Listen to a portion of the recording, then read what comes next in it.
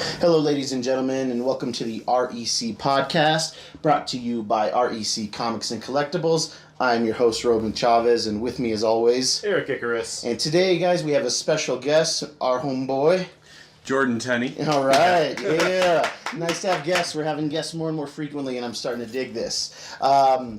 So, Jordan, friend of the show, kind of had an idea, a topic that he wanted us to discuss. It was actually quite lengthy, but I found it to be refreshing, something interesting, and if you'd like to just kind of set it up for us.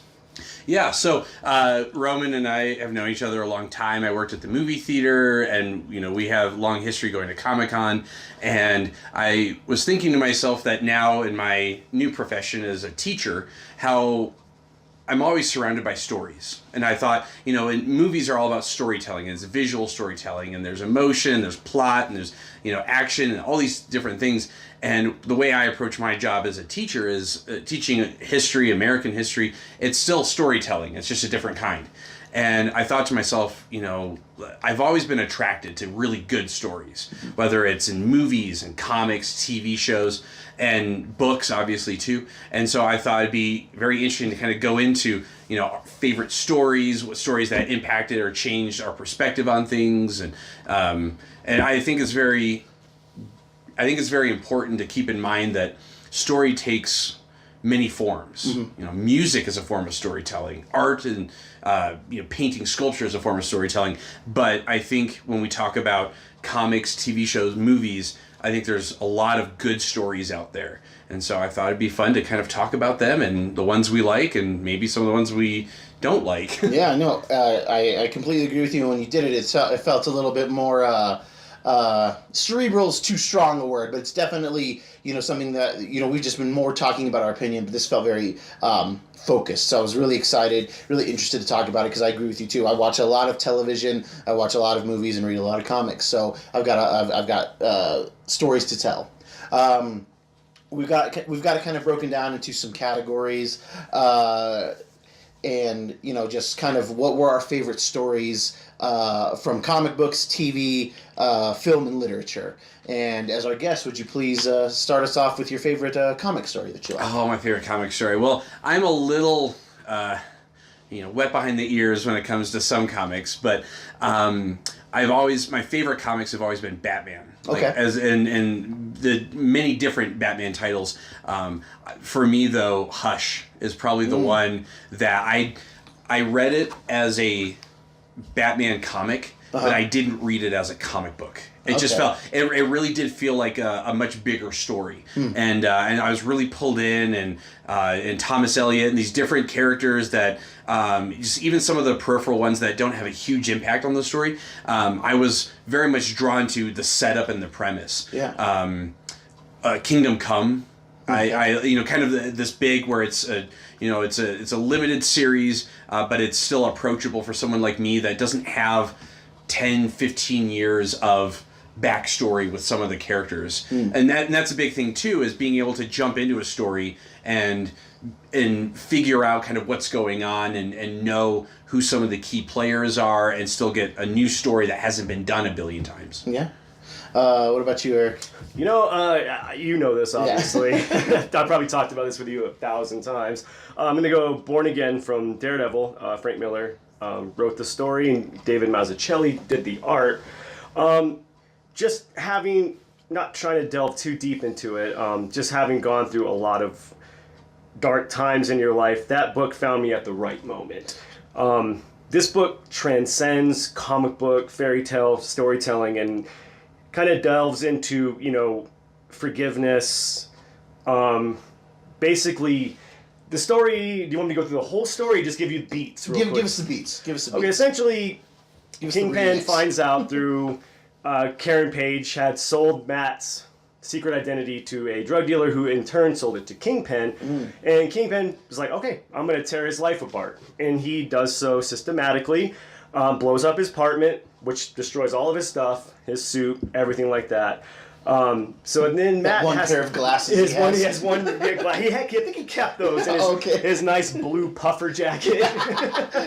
And then, so Matt ends up going crazy. falling apart at the seams, confronts the Kingpin, gets beat down horribly, left for dead.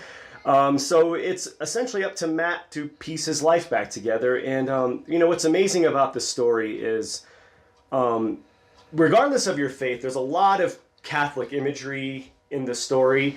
And I think it just shows that in all of the darkness surrounding you, there's going to be hope, whether it's your faith, whether it's holding on to something. There's a side story of Karen trying to get to Matt to tell him that it was her that leaked the identity. And there's a really powerful scene in there where, she gets to New York, but the drug dealers are after Karen. They're about to kill her. She finds this heroin needle in her pimp's coat. It's a really amazing story. It's so cheerful. And she's saying goodbye to herself, telling Matt, I love you. She's about to shoot herself with a heroin OD. And Matt comes in, saves the day. And there's a silent panel with Matt comforting Karen. There's no words needed for that. You could just see the fragility on both of these characters and his love enveloping her, like forgiving her. So, another side real quick, it's like, I think the story shows that the costume doesn't make the hero. Because he doesn't have the costume through pretty much that whole story.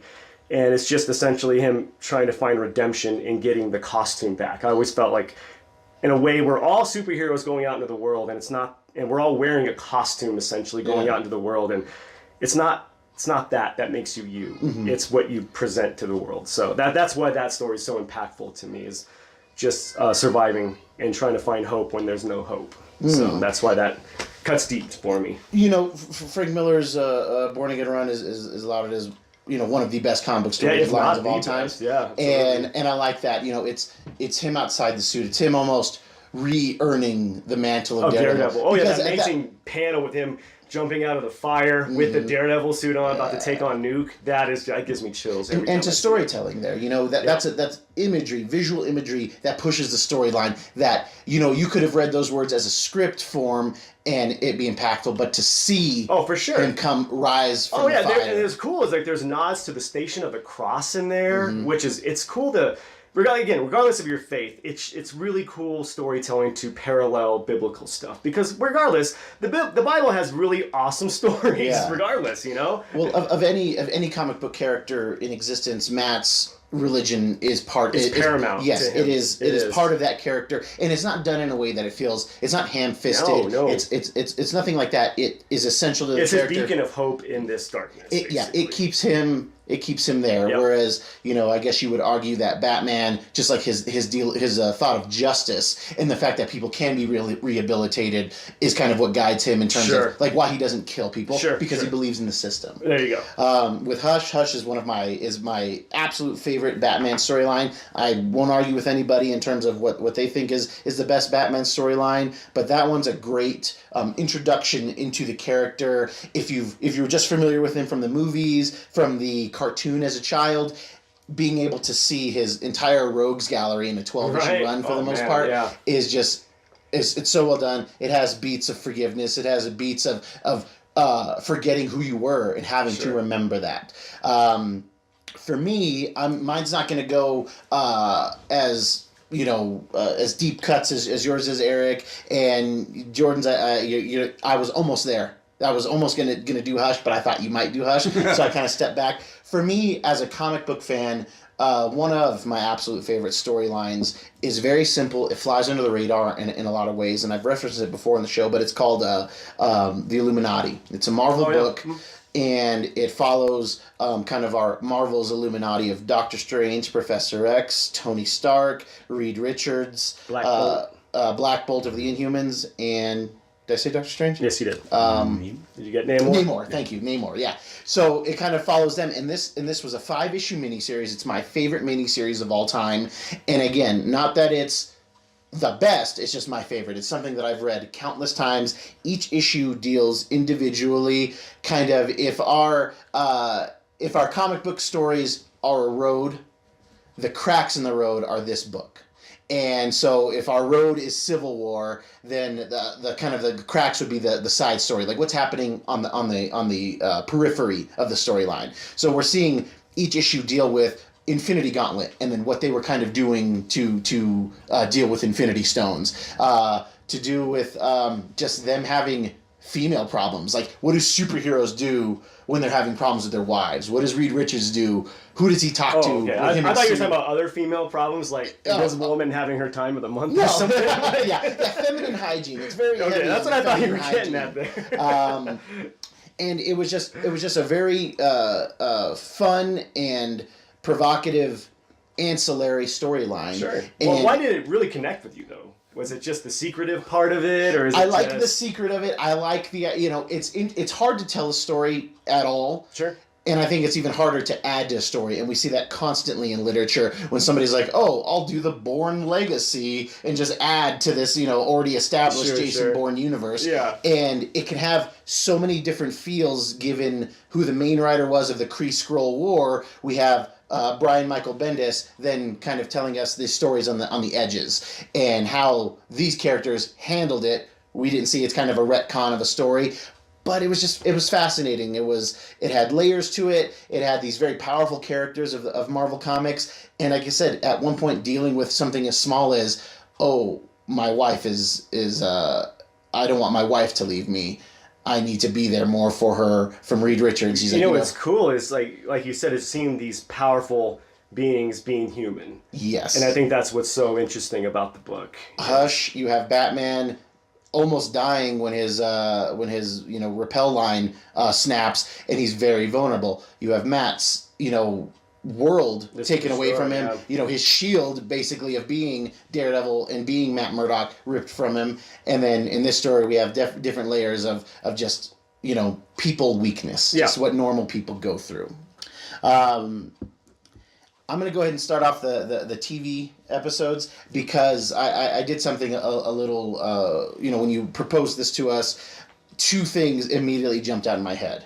For me, I chose 2 episodes of television that I absolutely, to this day, some of my favorite stuff. From Buffy Season 4, Episode 8, it's called Hush.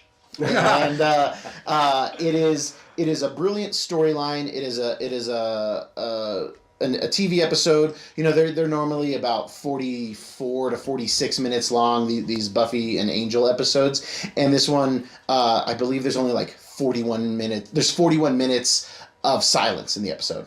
And the story around it makes me enjoy it just as much. Where everybody kept telling Joss Whedon, you write the best dialogue, the way people talk, and da-da-da. And he was like, well, I wonder if I can tell a story without it. And in the story, there are these characters called the Gentlemen that come to Sunnydale. So creepy, these rictus grins, and they kind of hover. And what they do is they're susceptible to voice sound. So they have this like magic box that steals the voices from everybody in Sunnydale. And they kind of float through, and they take the hearts of 7 victims. It's just kind of their ritual. And so we have our Buffy and the Scooby Gang having to fight a foe without being able to talk to each other. And it was so interesting to see how to what lengths they would go into, remedial sign language, drawing on a dry erase board or a chalkboard, and seeing them react to each other. And not only react to each other, but a very integral storyline comes. Buffy is dating this guy who doesn't know that she's the vampire slayer, and she doesn't know that he's actually a secret covert military person who deals with monsters for the government. And it's revealed in this story. And just seeing them deal with this monumental thing in their relationship without being able to express it was just some of the best storytelling, and it had no words. It has like 4 minutes of dialogue or something like that. Just a fascinating way to tell a story. And then another Joss Whedon property was Angel Season 1, Episode... it was Buffy Season 4, Episode 10, written by Joss Whedon. And then in Angel Season 1, Episode 8, Eric will remember this. This episode is called I Will Remember You. Oh, yeah. It's written by David Greenwalt and Janine Renshaw. Yeah. This episode was the first time I realized that I could allow a TV show to impact me on an emotional level. Sure. So this would have been... We're in Season 4 of Buffy and Season 1 of Angel. So I had been watching all this stuff, and I had felt things about the show and about the characters. But in this episode, to sum it up, Angel has left Sunnydale to be, to kind of give Buffy her space. but he's kind of been showing up very little creepily and like helping her in the peripheries, and she finds out that he's been there and she's upset. So she goes to LA where he's moved, and she goes to confront him about, kind of being creepy and like, hey, if you're in town, talk to me. As they're talking, this samurai looking demon shows up. They both fight it, and as they injure it, and its blood mixes with Angel's, and this blood actually brings him back to life. His heartbeat starts, and he doesn't know what to do with it. He's no longer a vampire. For him, he knows that he's supposed to kind of go through this life as the undead, and he's given this chance. Like, he thinks, oh, like, I've got this. Well, he goes and tells Buffy. They have this like amazing day. They're figuring out how they can be together, but Angel is no longer a vampire. He has no powers, and he has a friend in the show that has visions, and these visions show Buffy needing his help and him not being able to help her. So he makes a deal with the fates. Can you make me a vampire again with a soul? They say, we can't do that, but we can swallow this day. Like, this day never happened. And, oh my God, it is one of the most emotional things where he makes the deal because he knows he has to be there for Buffy. And it's like, at the stroke of midnight, this day will be gone. And he goes and he tells her, and it's like 11:57. And he's like, look, I had to do this thing because I'm not going to be able to help you. And she's like, no. She's like, well, when is this happening? And he goes, at midnight. And she's like, we don't have time. And it's just this beautiful scene where she's just like, we need more time. We need more time. We had the day. And then everything just kind of like flashes. And we start at the beginning of their conversation when she visits him. And we go, the demon comes through. Angel now knows how to kill him right away. Kills him right away. And then she's like, so is that it? And he's like, yeah, I guess that's it, basically. And she leaves. And at the end of the episode, I was actually watching it with Eric and another friend of ours. And you just see, like, the sadness, and you feel it. And the episode ends, and I look over, and all three of us are just kind of, like, jaw open, like, wow, that was sad. Yeah. And, like, that's what makes a hero. He gave up his happiness. And I was just like, oh, my God. Like, I was tearing up. It was beautiful. And it was a show about a vampire and a vampire slayer. Eric, you were there. Yeah. How did you feel about that story when you watched it? I could see it on your face. Oh, man. It was crushing. Again, I wasn't an avid fan of both of those shows until I saw that episode. It really, really showed me through and through that you're right. Heroes have to be a hero, and you sacrifice happiness for the greater good. And, sometimes you just got to give up love, baby. Oh, man, yeah. It was heartbreaking. Give up your happiness, man. But it was amazing. Good choices. Both great choices. Thank you. What's a TV episode that you really... I picked not one episode because to me it's one giant episode. It's the first season of True Detective. Oh, God. Written by Nick Pizzolatto. Essentially, this whole show deals with nihilism, apathy, just all the awful things of humanity. And it sums it up by having Rustin Cole's one of the main characters. His character arc is finished at the end of this episode, and he has one of the best quotes in all of TV history where he's saying, what does he say? He says, looks like once it was all dark, then there was light. If you ask me, it looks like the light's winning. Yeah. So it's just him finally embracing hope again after losing his daughter, going through everything he's gone through. That TV show sets up such amazing visuals. You get these awesome H.P. Lovecraft visuals, just through the occultism, and it's just really great storytelling at its core. It's the other main character, Marty Hart, trying to do the right things in the wrong way, basically, and he knows he's not infallible, and he's going to have his side women. He's going to blow up his family because of his compulsions. Yeah, his vices. Exactly, and I like that we say about nihilism and apathy and guys who have a hard time doing right but still trying to be good in the world. Right, and that's the point of the whole show is, is everything going to be fine or right? No, never. Yeah. I'm sorry, it's not. Just because I'm maybe a true nihilist, I guess, in a way. But in a way, I find the hope in nothing. Yeah. Because you've got to make the nothing mean something, or you're just going to be lost. And I think that's what that show showed me, man. Yeah. It's just an amazing run in shows. I almost went with Twin Peaks, but it's just too...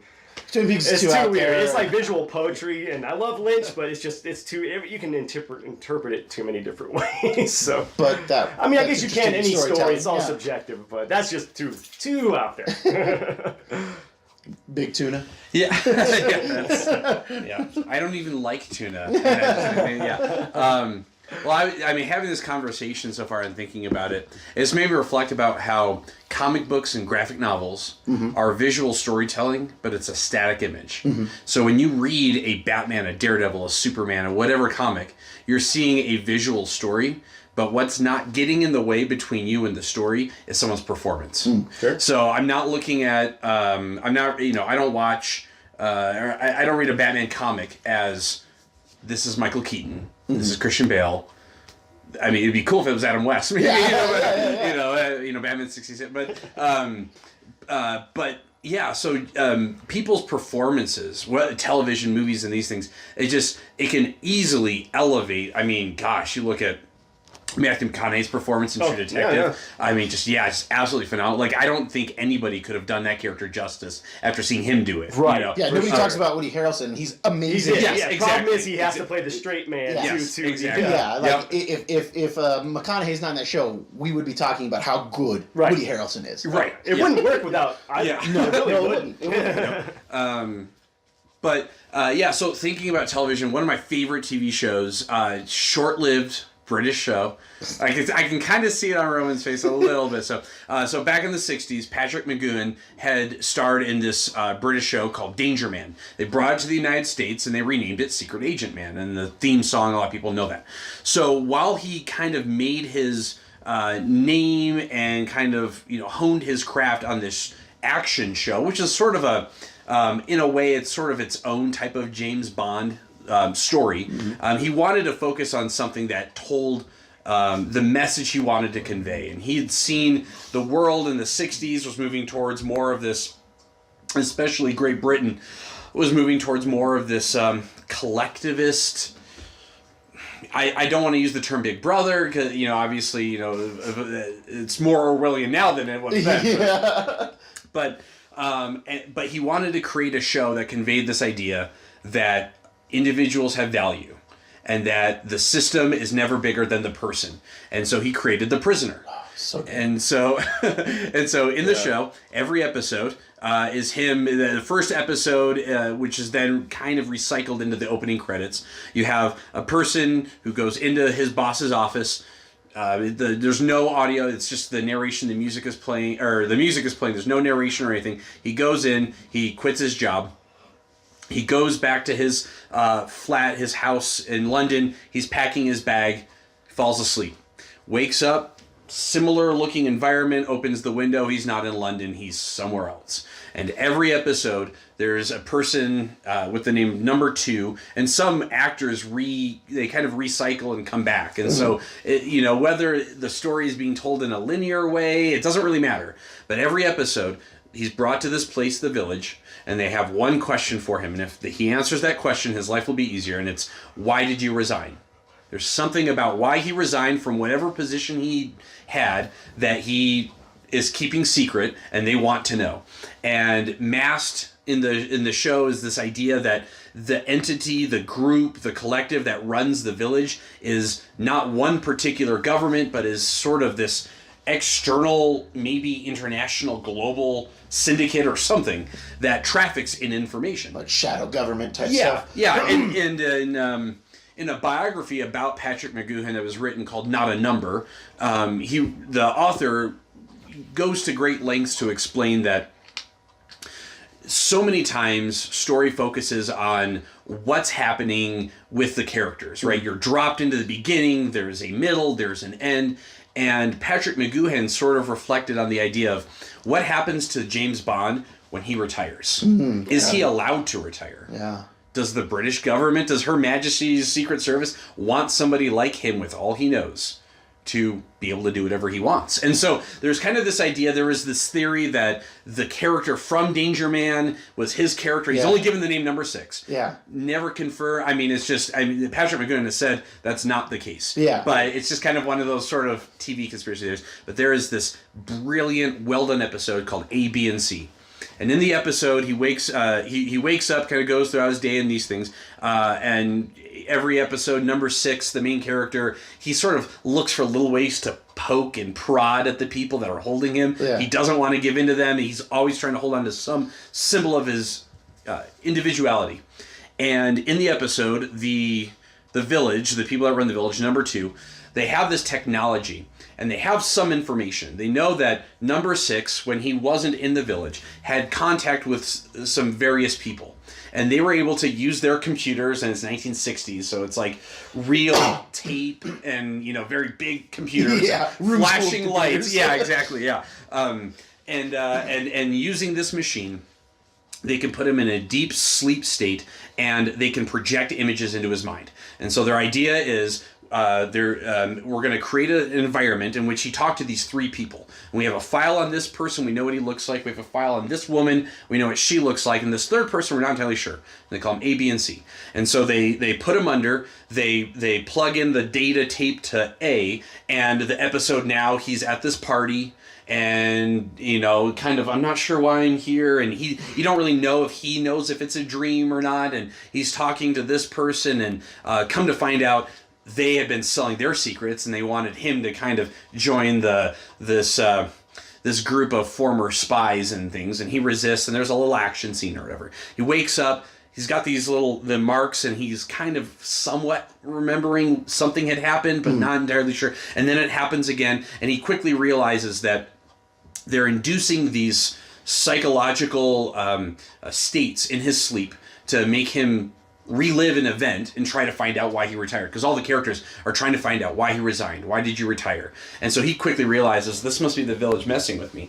And when all's said and done, C is this masked figure, and we don't really see who it is. And now that he's figured out how they're manipulating his mind, the episode ends. Number 2 is in the control room, and he's watching this screen, and the screen is number 6's dream as it's taking place. And number 6 grabs the masked person, and he takes the mask off, and we don't see who it is. And he's like, yes, it was you. You're the traitor. You know what's going on. And then the camera turns, and it's number 2.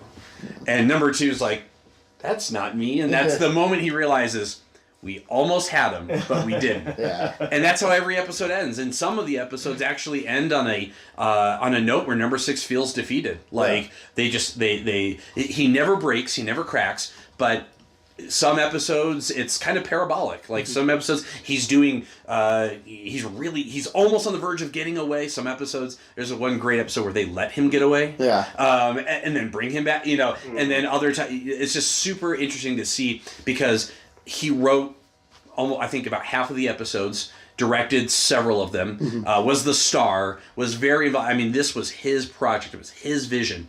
And interestingly enough, a British director many years later would be inspired by it. He wanted to produce and direct a film version of The Prisoner, and realizing it's such a big story to try to put into one film, decided not to. His name is Christopher Nolan. Yeah. and watching ABC, it's like, wow, it's not Inception. Yeah. But it's kind of that kernel idea. Idea of it. Yeah, it's almost like Inception in a way. Yeah, that's one of the greatest shows that Americans especially have never watched. It is the episode, what is it, number 7? The one about where they convince number 6, or they're trying to convince number 6 that he's not number 6, that he's another person. The schizoid man. Okay. So they spend weeks or maybe even months training him so that they shock him if he uses his right hand, so he starts using his left hand, and he grows out a mustache and all these things, and then they bring somebody that looks just like him, and they're like, so this guy number 6 is coming in, and he starts to even doubt who he is. Yeah, but I mean, you look at almost any fiction that is somewhat dystopian, or it's like conspiracy centered.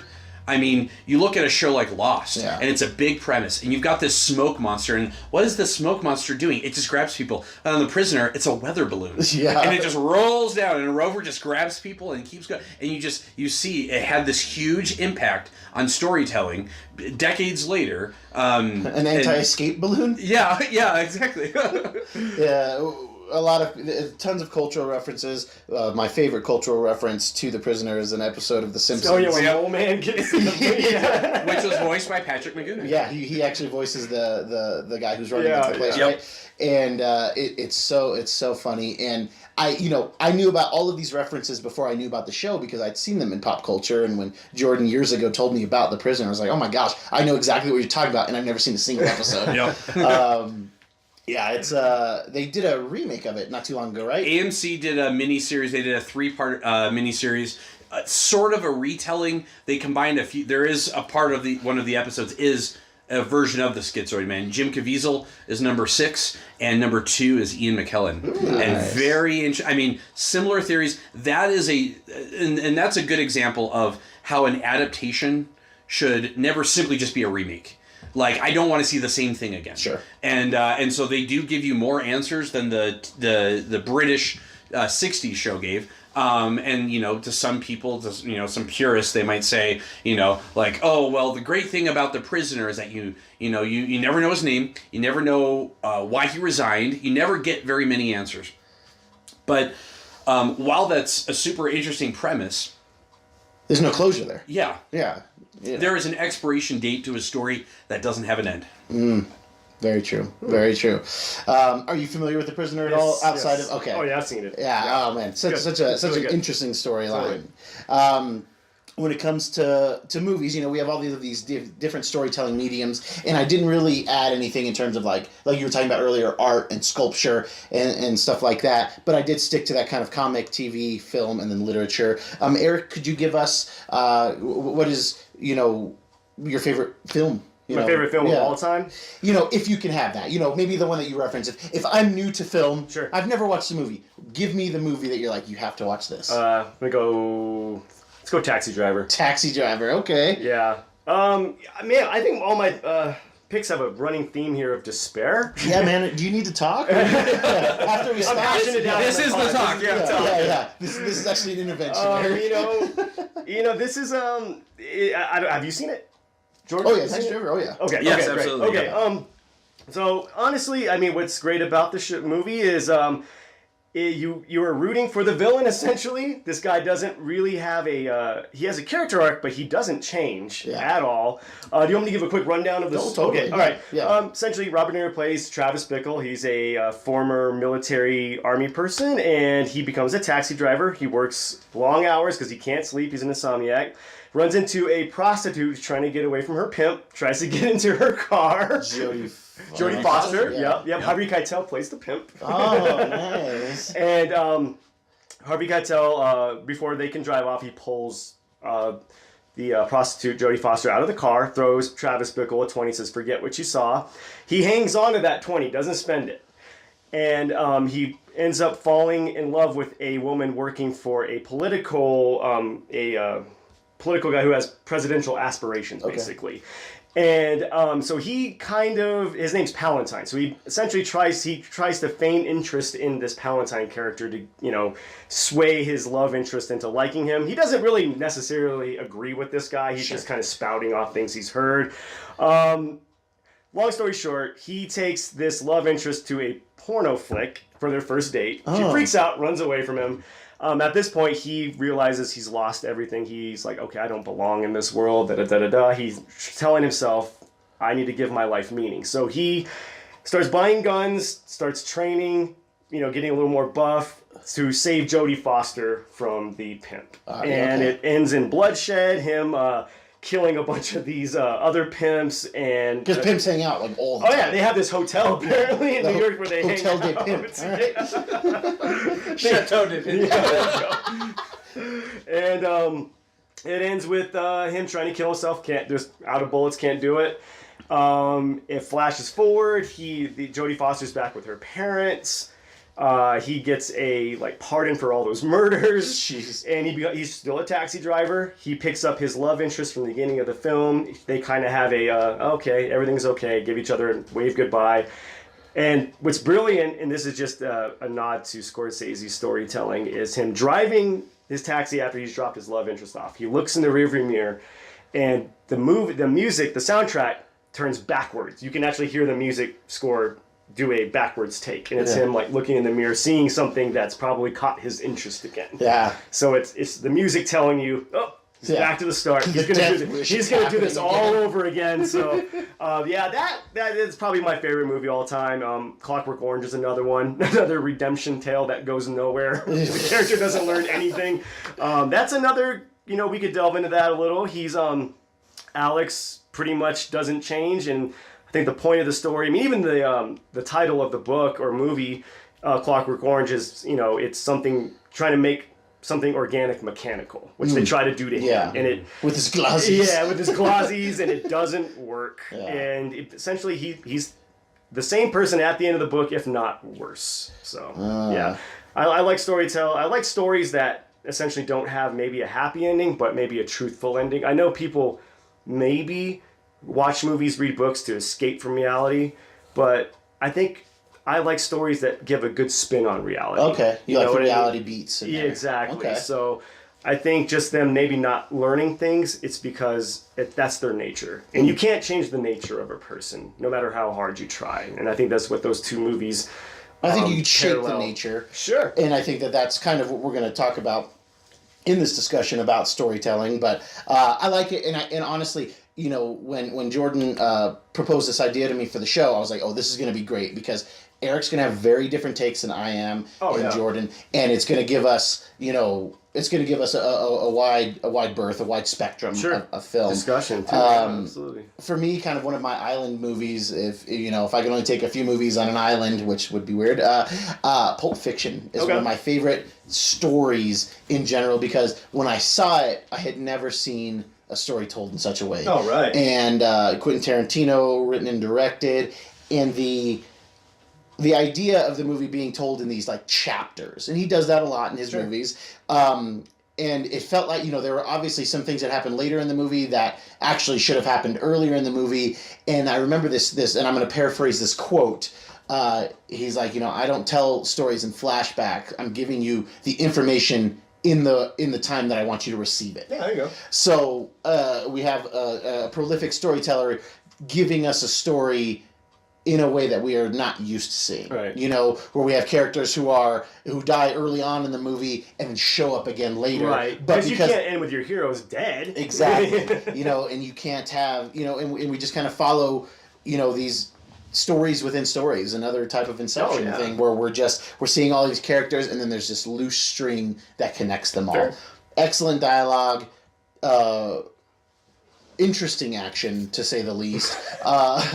There's not it's not an action movie, but there are action beats. Oh, for sure. And they do nothing but add to the story and not take away from it. Something like a Fast and the Furious, where it's like heist, and then an explosion happens right away. Like, there's no... I think those movies could benefit for maybe having a GIMP in it. Yeah, oh yeah. I would get into Fast and Furious. When you can add a GIMP to your movie, you've got something man. going. Absolutely. You've got something going. So we have a pimp and a gimp. There we go. All right. There we go. Yeah. Pimps and gimps. Do you have a story with a guy who might limp? Fred Durst directed. No. Limp Bizkit joke for if you're listening in the early 2000s.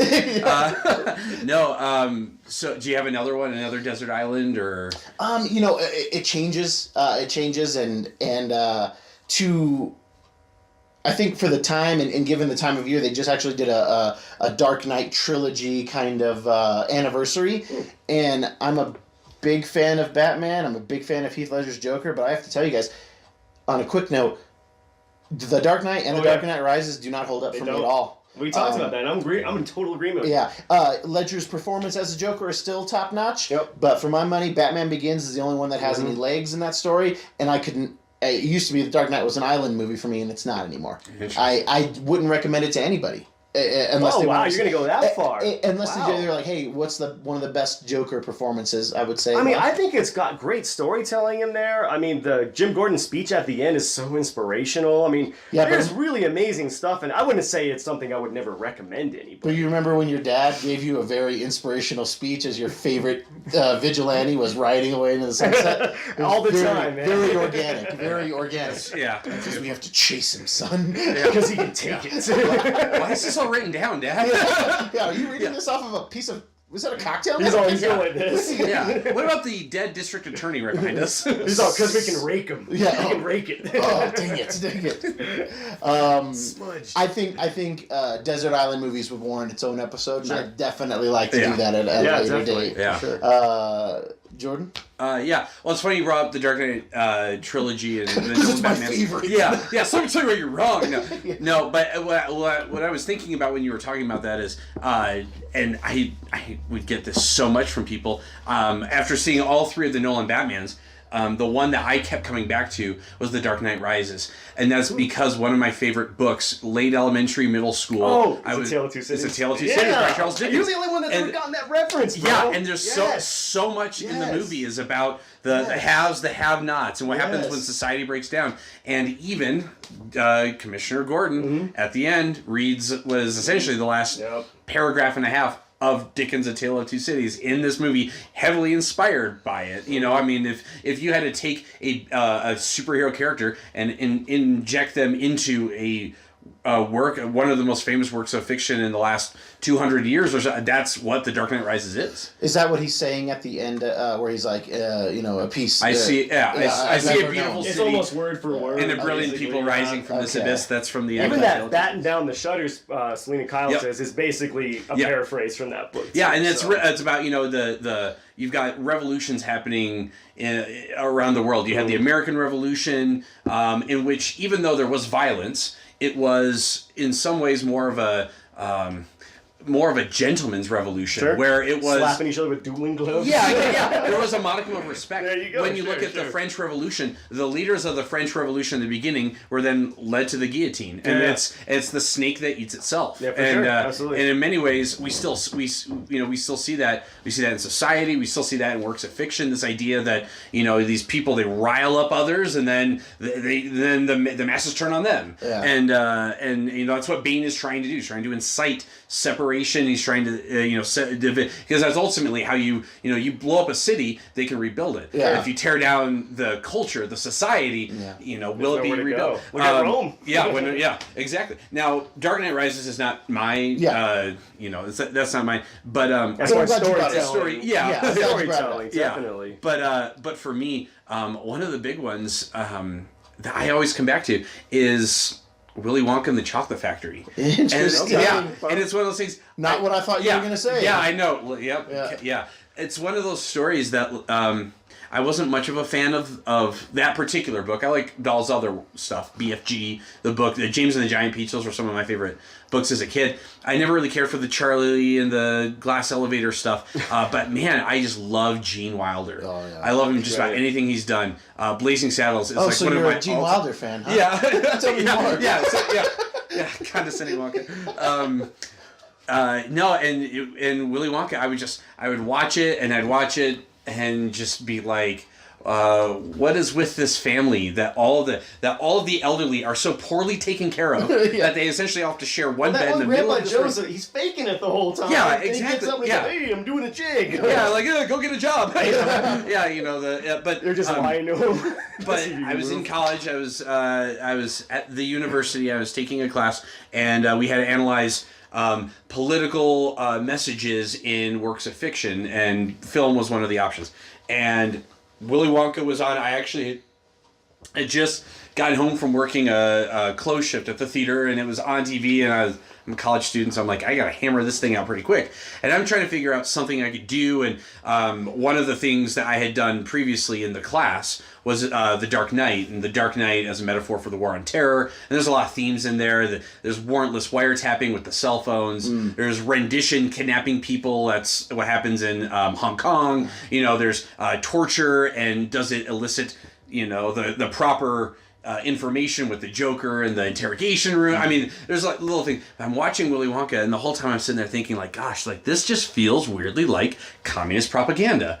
And here you've got this kid who's Charlie Bucket, and he's kind of from the have-nots, if you will, and he ends up getting this opportunity to tour this entrepreneur, this business owner's factory, and see all these incredible things. And I was watching the movie, and I was seeing all the kids as not just, I mean, Augustus, Mike TV, Violet Beauregard, Veruca. I wasn't seeing them just as the terrible kids they were, but kind of what they represented. You've got the glutton who's always consuming. Yeah. You've got the girl, Violet, who never does what she's supposed to, and her dad's a used car salesman, Violet Beauregard, which there's like nothing more sleazy sounding. That's, I mean, calling somebody a used car salesman is like a pejorative term. Yeah, you know? yeah. You've got Mike TV, who's just absorbing media and like the violence and just unfazed by it all. I mean, you know, he talks about wanting a gun, and the dad's like, not till you're 12. And then Veruca Salt, who's like, I mean, me, my, she wants the golden goose. Daddy. Yeah, exactly. Yeah. And then at the very end, when Charlie's given the opportunity to enrich himself through this competitor, Slugworth, he gives the everlasting gobstopper back. And then he's given, you know, the keys to the kingdom, the control of the means of production. You know, it should have been written by Marx, but no, it's one of those movies where there's just so much classic about it. I love the music, and I'm not much of a musical fan. I love the music in it. I love the visuals. It's got weird psychedelic stuff. Every time I come back to it, there's something I either feel has importance that I didn't understand, or there's something where it's just went over my head, and I'm like, what was this even doing in the movie? So... Willy Wonka probably for me is just one of those ones that, I mean, it's appealed to people for so long. I just feel like it has this long reach, and yeah, it just is a very interesting way to tell that story. Mm-hmm. You know what's cool? On a side note, you could also argue that the remake is a sign of capitalism gone bad. Yeah. Oh, yeah. You're like, oh, let's remake this and make a bunch of money off something so cherished. Yeah. Let's tweak a few things and just hit, you know, copy paste and just. And essentially, what they did with the Oompa Loompa is like, oh, let's just hire one dude and just copy his face. Yeah, and you better believe that guy. Like those residuals are probably not very high. No. He's not getting one per screen. Yeah, exactly. That's I haven't watched Willy Wonka or Charlie and You'll Chocolate never watch Factory. it the same now. Yeah, I will not, and I'm seeing what you're saying from what I remember, and I never watched the remake. I'm not a Tim Burton guy, so I never put myself through that. But that's fascinating. I'll have to check that out. To kind of wrap up this like category or this thread here, we're going to talk a little bit about literature. I don't read a lot of novels. You guys clearly do, so I'm going to start this one off. And I did not realize it until just kind of like looking at my notes here. The only book I've read in the last, I've read a couple books in the last 20 years, but only like 3. One of them was World War Z. Oh, yeah. And I'm a zombie fan through and through. And somebody told me, hey, I think it actually might have been you, that was like, you have to read this World War Z book. It's fascinating, by Max Brooks. Max Brooks. There's an artist, Mark Brooks, in comics, by Max Brooks. And of all of my lists of things, the Illuminati, it's this story as this one story, Buffy and Angel, Pulp Fiction, pieces of stories that come together, and then World War Z, which follows a reporter who is kind of documenting what happened during the apocalypse, basically, during when the dead rose, and he's getting sectional interviews from people, and it's put together in a story. That was not on purpose. I just realized it, kind of finishing up here, that I guess I like that type of storytelling, where it's not fragmented. It's not linear. Awesome. It's linear. It's not linear, but the sum, it all sums up. Yes, it all kind of is part of the one thing. I really enjoyed it. I enjoyed that movie. It has very little to nothing to do with the book, but yeah, I loved hearing these quote, real world stories of what happened to people when the dead rose. I just thought it was it was a different way to tell the same zombie story that I had read, seen, ingested it anyway.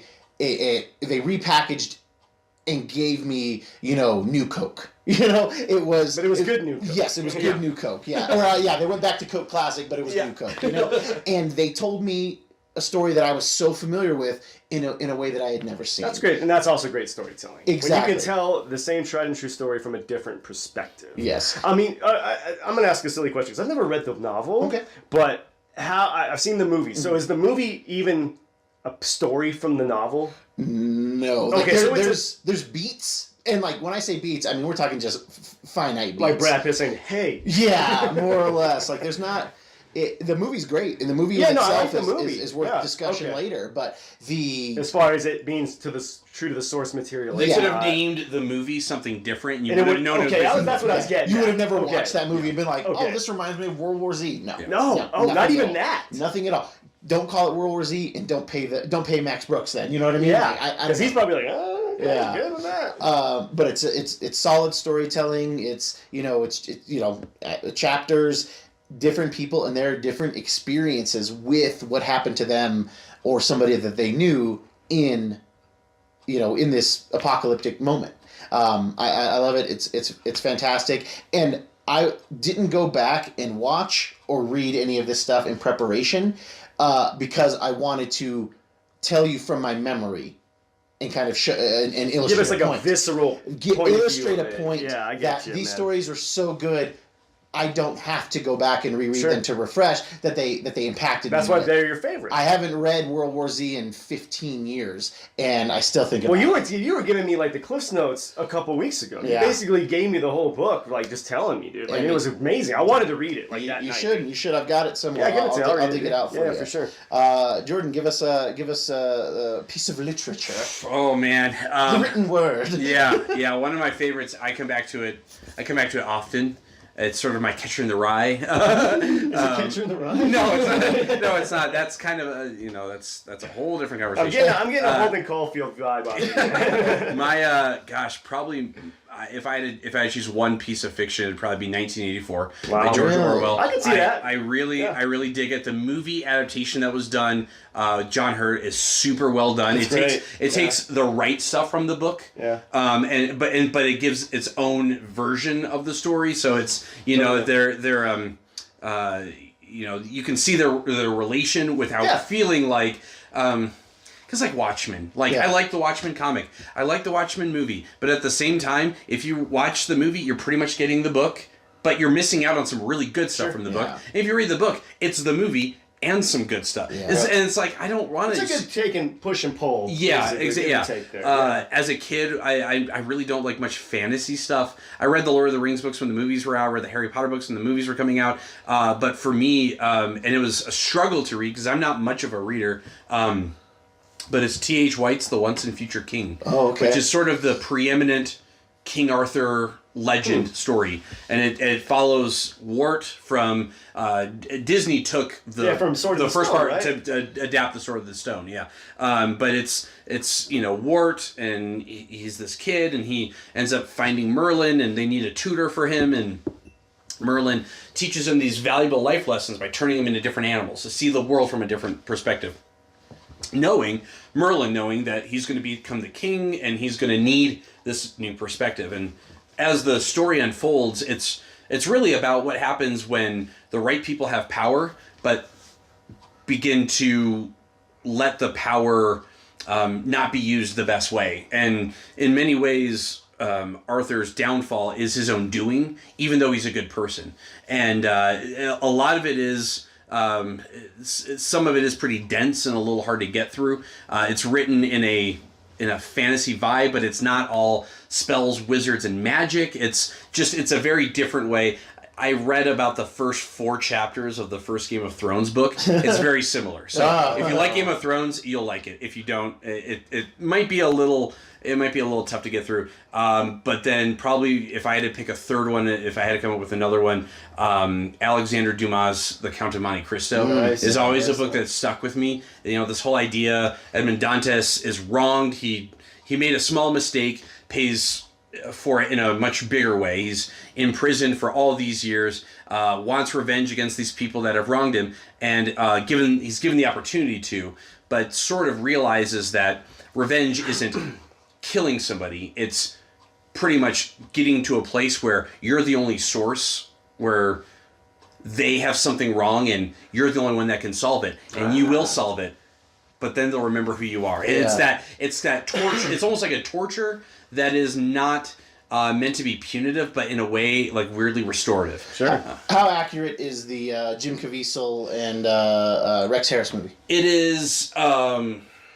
I would say that thematically it's accurate. The book goes into a lot more detail, and they do a good job condensing a lot of the stuff with Napoleon in exile, which kind of kickstarts the story. And the book spends a little bit more time dealing with what happened there. But once again, this whole, because you think about the big archetypes in stories, right? There's the hero's journey. The idea that somebody goes on a quest to do something, and it's literally the oldest story. The oldest written story is the Epic of Gilgamesh. It's a Sumerian story about a warrior king that him and his friend go on a quest to kill a monster. I think 4000 BC. It's the oldest written form of literature. This idea that people go on a journey, that go on a path in some way, and that changes them, that changes the world, that they return to their old world, but they're not the same anymore. Revenge is kind of one of those big archetypes, because they really play on the idea that whether you work in a cubicle, whether you're a professional athlete, whether you're a stay-at-home spouse, we all feel those things. We feel the need to do something bigger than ourselves. We encounter people that wrong us in some way, and so all these stories, I think, we're like all of human history is really retelling the same 6 or 7 stories, but it's not always the variety that makes them interesting. Sometimes it's some of the similarities they have, and 1984 in its own way is a revenge story, and so all these different ways of looking at books, movies, TV, whatever form of fiction it is. Kind of to Eric's point, talking about kind of how it's a reflection in some way of human nature, kind of staring into the abyss and what's looking back, and what are those sources, what are those anchors that people hold on to, whether Daredevil, it's his faith, whether it's Batman with his sense of purpose and justice, whether it's number 6 and it's the idea that he's not a number. The fact that I have something you want is what gives me my value. If I give it, I'm gone. I'm just a number like everyone else. Striving to hold on to your individuality. Yeah. That's what ties you to reality, essentially. Yeah. Is that. So, I know, I get that. That's awesome, dude. Yeah. Totally get that, Do you have any major literary works? Oh, big time. I don't even know where, it's going to sound funny, but my favorite book of all time is The Great Gatsby. Really? Yeah, everyone thinks that's so odd. Yeah. And maybe it in a way it doesn't tell like the same story. It's essentially a first person's perspective on a man seeing another person and seeing the faults in this man, and essentially seeing all the faults in himself and being a better person than this man. That is Gatsby, obviously, is the man. So that's what that's just a quick abridged version. But the book I was going with was Factotum from Charles Bukowski. This guy essentially blurs the line between fiction and reality in his stories. He writes under a pseudonym Henry Chinaski, and it's a story from him wanting growing up to be a writer, and all the trials and tribulations he goes through to be a writer. And he, in an interview, said that I can't tell you where I begin and where Chinaski ends. Like, all these stories are so interchangeable. He's like, I might have embellished some things, but these are taken from real world experiences that I've gone through. So I think that, to me, in a way, says more than a lot of these other stories that I've read, because there's like a dank realism to it that you can't get from somebody making something up, I don't really want to give too much away from this book because I really want people to read it. Okay. Because if I give it's you an experience. Yeah, really, it really is. They did make a movie starring Matt Dillon playing Chinaski, and it's actually serviceable. It does a good job, but there's, like Jordan was saying, there's parts in the book where you're like, oh, that's really cool. I wish they had put that in the movie, But as far as the movie goes, there's like, oh, that movie's not better than the book. Like, you know what I mean? It's not a good give and take, but that would essentially be my favorite book. Naked Lunch from William S. Burroughs is a really awesome book, too. It's hard to read because it's basically a guy just taking a bunch of drugs and writing whatever comes into his brain. Weird. So I don't know why these stories resonate with me so much. I think it's the fact that maybe I wanted to live vicariously through these people. Maybe having gone through similar experiences that these people have gone through, maybe that's what attracts me to it. But yeah, those would be my picks. Nice. I think I like the kind of, again, this wide net that we've cast on storytelling and just very different ideas of what makes a good story. And I think to kind of end on a note, there's give us, and this is something that Jordan was talking about as well, what is a story that had the best of intentions and just really fell flat for Can we you? do books or movies? Anything. Okay, In okay. any medium. Yeah, okay, good. In I was any like kind medium. of scared of that question. Like, am I supposed to do a book or a movie or? Okay, Yeah, cool. in any medium. What was a story that, man, this was a good premise and just let you down? I'm gonna go with the Purge. Oh, That had a really awesome. I mean, the movie's not god awful. yeah. But it's really not that good. And there's so much more you could have done with that. I Yeah. get that, maybe narrowing it down to one family makes it a little more cost effective, but yeah, I mean, maybe the acting's a little awful in that too, but it wasn't executed very well, but the premise is so cool that we do become so overpopulated. I could just maybe in a far distant future I could see the government be like, yeah, go and just kill each other for one day. Yeah, Okay, all crime is it's, legal. it's almost like oh man, I'm sorry. Evolution just kind of like, supercharged. Like, okay, only the strongest survive. Yeah. You get one night, and if you survive, you live one more year. Yeah. If you don't, you don't. So- I've never seen a single one, and I think the premise sounds really cool. Yeah. And people have talked to me about the I've story. only seen the first one. Yeah. People have talked to me about the story, and I'm like, oh, that's interesting. The only thing I've seen in reference to it was an episode of Rick and Morty where they basically go to a purge planet, and Rick's just like, oh man, he's like, I love these. Some people call it the culling, some people call it the cleansing. He's like, it's interesting, He's like, these societies, they need this, and it was like kind of not a backwater, but maybe Midwestern Sure. or Old West kind of feel in this town, and it was kind of fascinating. But I've never watched them because I got what I needed out of the trailer. You I'm like, did? that's No, interesting. you really it's did? It's really interesting. Yeah. What about you? I just gotta say, man, I'd be like the most boring person on the Purge. That would be the day I would do my taxes. Yeah. Like, and you better believe, like, guess what? A lot of deductions. Like, It seems like it's weird that the idea that we always go to like murdering. Yeah. But yeah, like I'd be involved in getting 11 guys and let's go do a heist. Yeah, like there you I'm go. into yeah, that. yeah, I would like rip tags off mattresses. Like I'd be like the PG version, I guess. Yeah. For me, the problem I have with this is it's a cult classic, and so I think because it's a cult classic film, a lot of people are somewhat protective of it. But when I sit down and watch it, I'm like, man, I feel like this story could be done in such a deeper, more visceral way, and it's The Warriors. Oh, love that movie. I love them. I really enjoy. I see what you mean by like, people being very protective of Yeah, the movie. I like a lot of the movie, but like the premise of like you've got this guy that's like, you know what, we've got all these gangs, we're just bifurcated, we're not even trifurcated, we're just all dispersed, diaspora, we're all spread out, we're all fighting each other. Yeah. And if we all work together, we'll run the city. We'll run the city. We'll run New York. We'll run, and then these guys they get framed. They're kind of I would say they're almost nihilists in a sense where it's like, well, let's kill this guy and just kind of see what happens. Yeah, exactly. Yeah. And then you've got this small group of warriors, the warriors, the handful of them, 10 of them or so, and it's about. They're at the park, the police raid it, and now somebody thinks the warriors are the ones that shot them, and they've got to get home.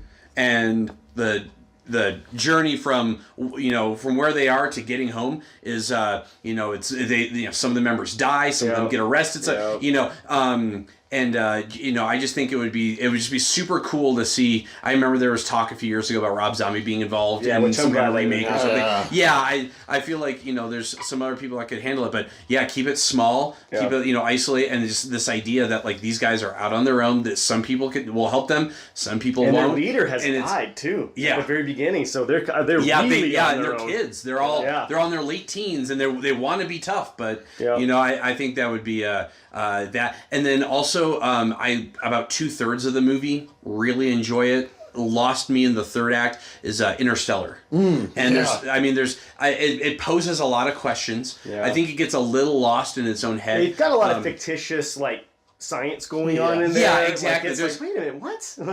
Stop talking about solving gravity. Yeah. Like, gravity is why I fall out of bed in the morning. Right. Tell me what that means, Michael Caine. But I mean, just this whole idea about a man who's his family's experienced loss, but here he's given an opportunity to give his family a future by essentially foregoing his.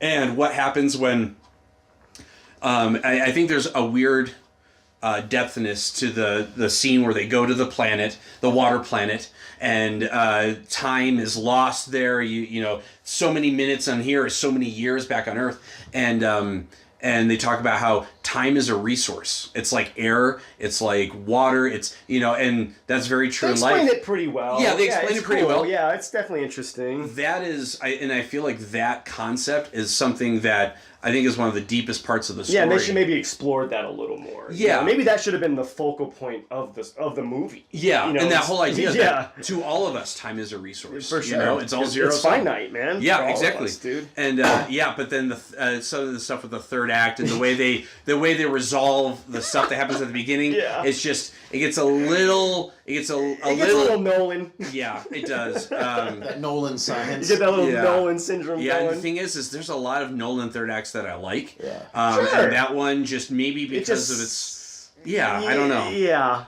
And to your point, there's another kind of awesome science fiction movie that had an awesome premise, but then turned into a slasher flick for some reason, was Sunshine. Yes. Like, yes, it had Danny an Boyle. amazing Yeah. premise, and then all of a sudden it turned into this crazy slasher film at Yep. the end. Like, wait a minute, what? I mean, it would have been cool to me if it just turned out to be like the ship breaks down and they all have to sacrifice themselves to get the ship to Yep. the sun.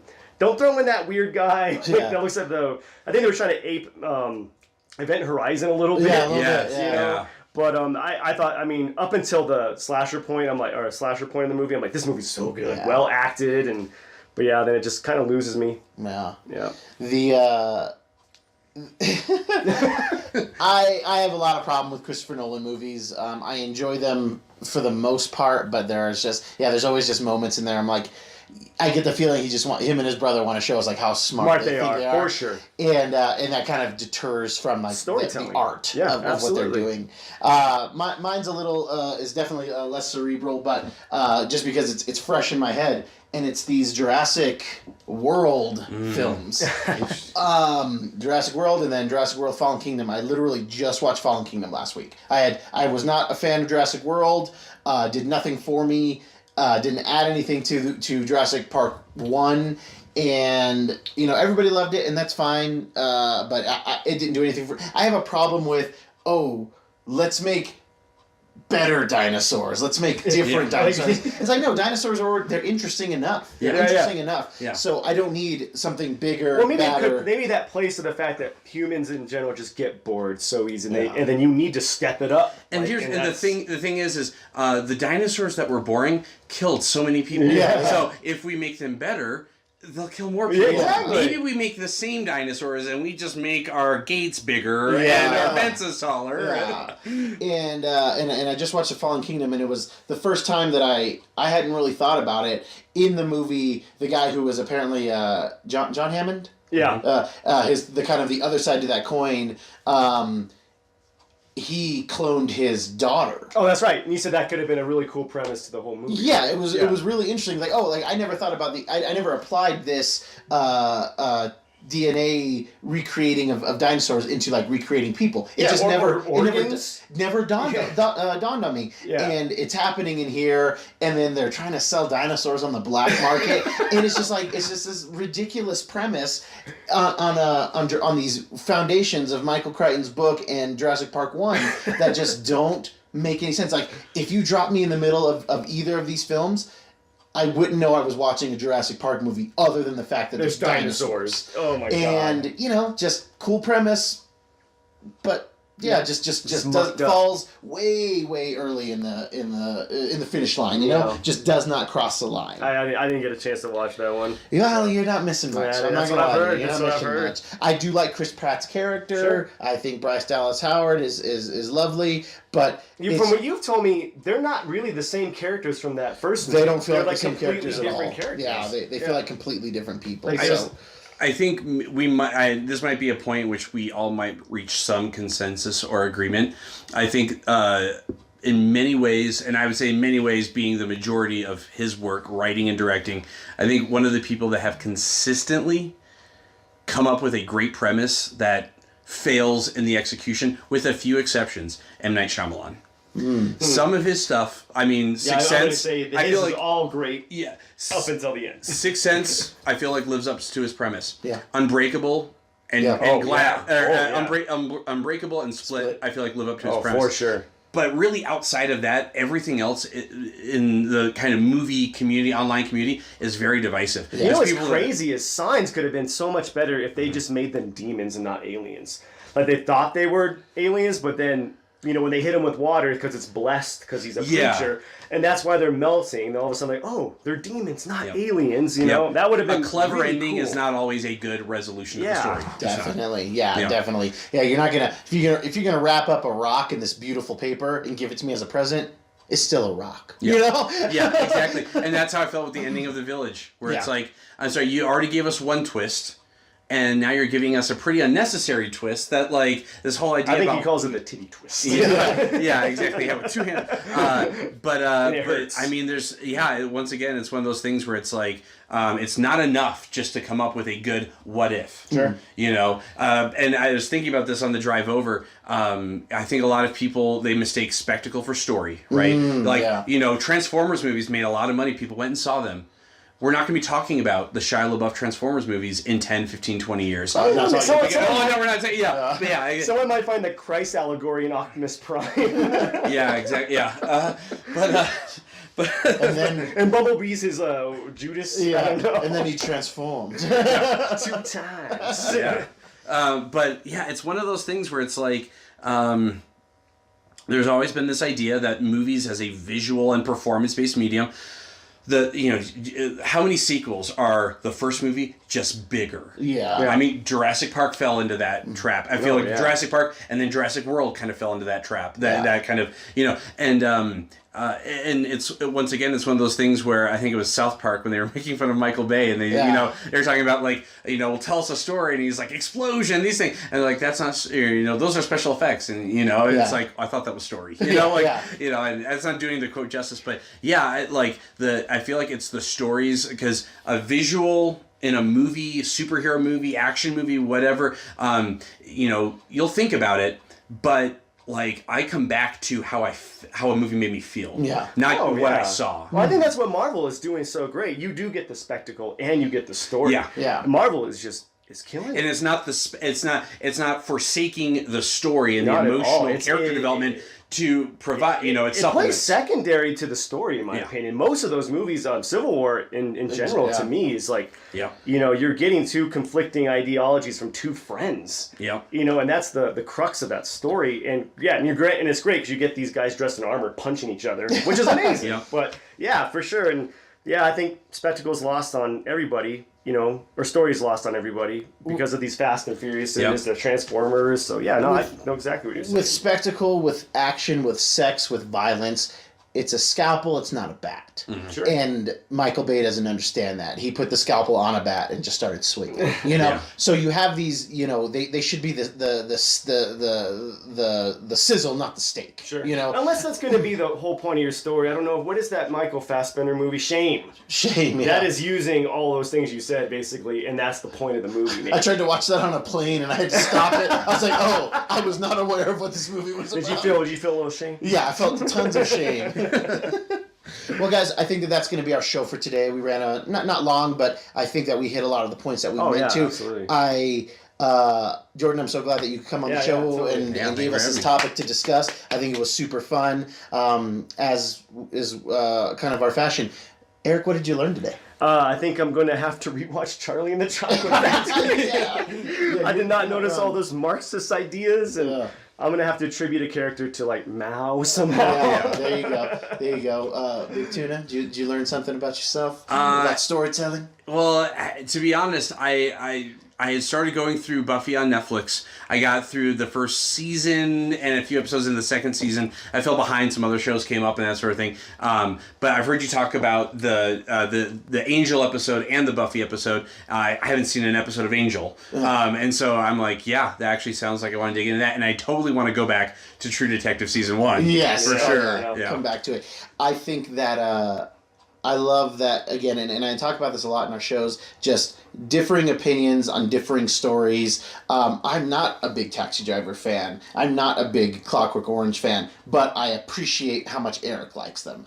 And I appreciate how much you enjoy The Prisoner. I've only watched a couple episodes. I haven't watched the whole, but when you told me about The Prisoner years ago, I was like, I have to watch some of the show. And I did, and I was floored by it being ahead of its time. Way ahead of its time. And I think kind of the theme of storytelling is that The Prisoner's from the 60s? Yeah. And we can still find today in 2019 the motif, the idea that still resonates today. And are we telling the same stories, or is our story growing? Something to think about. Sure. So for the REC podcast, I have been Roman Chavez. I'm still Eric Icarus. And Jordan, thank you for joining us today. I really appreciate that. Thank you for having me. If you like what we're doing, please hit subscribe, hit that like button. You can find us on various platforms. Leave us a review. Let us know if you like what we're doing, and things that you might want to see on the show. Definitely. So thanks for listening today, and thanks for joining us.